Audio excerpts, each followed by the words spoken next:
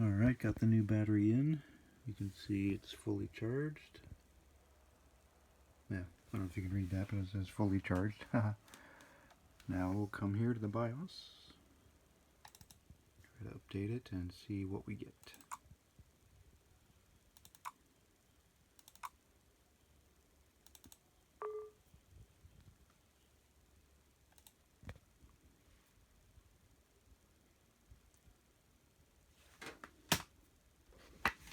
As you can see, this time it's processing the update to the BIOS without giving me an error message.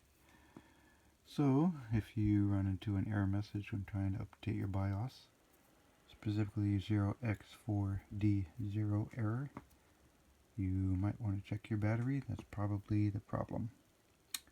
Hope this video was helpful to you. If so, give me a like, thumbs up, and go ahead and subscribe to my channel. Thanks for watching. God bless.